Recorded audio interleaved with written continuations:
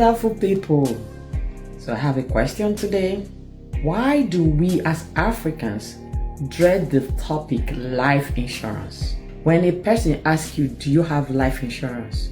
What comes to your mind first? Do you think the person is planning evil against you? Or do you think the person is trying to wish you dead? Because every time I've asked a black person, I stand corrected, a black African person about life insurance, guess what happens? God forbid, I will not die young, I will not die young, I will not die young. Who said anything about you dying young? Life insurance does not mean, having a life insurance does not mean you're going to die today or tomorrow.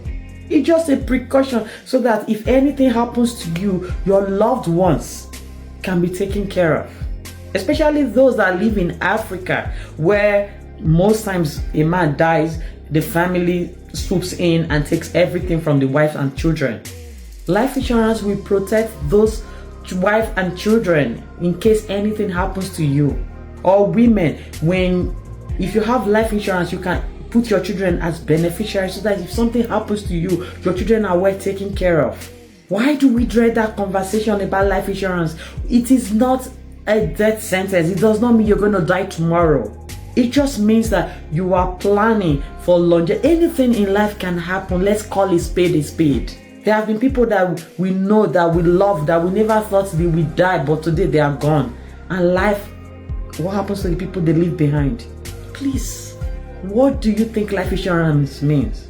Does it mean, oh, if I do it, that's me saying, okay, I'm going to die tomorrow? No. We need to come out from this religious mindset and think with facts. Because the truth is, when you live in Africa, the lifespan, it's not really a lot because of many factors. Anything can happen. What happens to the loved ones you leave behind? Let's say you and your wife get into an accident, you die and leave them. What happens to them?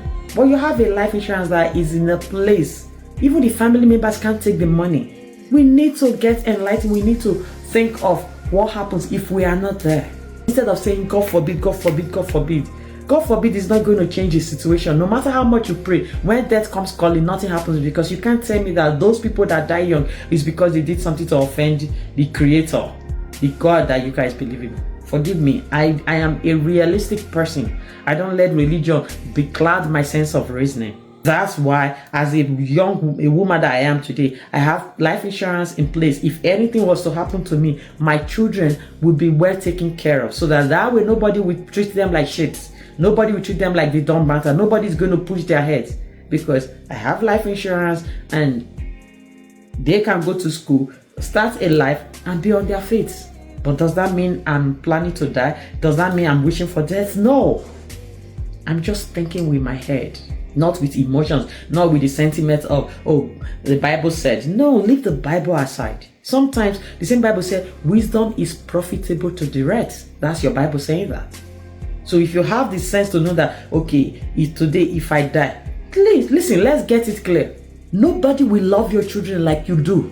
Nobody, no family member, no matter how nice they are to them when you are alive, when you die, nobody will love your children the way you love them.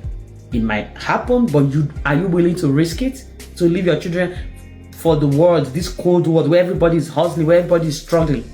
But you have that life insurance. It doesn't matter how much. You put that money you can say, okay, there has to be an executor that you say, okay, my children, since they are going to school, you can be putting money, paying their tuition, doing something while they grow up until they get to a point where they can manage whatever the amount of the policy was.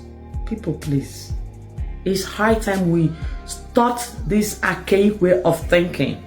Because sometimes I come on social media and I hear about how a man died and his family came, they took everything from the wife and the children. What becomes of your wife and your children when you die? What becomes of your partner? And women, what becomes of your children? Let's say, okay, you don't want to, the men can fend for themselves. Can your children fend for themselves too? The answer is no. So if you are not doing it for a man, do it for your children. Even men, if you don't want to do it for your wife, do it for your children too. You don't have to put your wife as beneficiaries. You can put your children as beneficiaries so that if anything happens to you, your children are well taken care of. You can write it, so you can write a will and say, okay, on the will, okay, my children, this are their age. If in case anything happens to me, this is how you want the money dispensed. But at least your children are protected.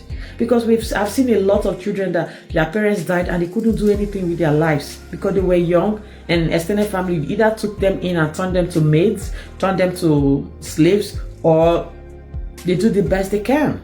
I am talking about life insurance. It's absolutely important for us to have these difficult conversations. Again, I say having a life insurance does not mean somebody's wishing you death. Nobody's wishing you to die. Nobody's planning evil against you. It's just a precautionary method. Anyways, I'll be reading comments. Like I always say, let's go.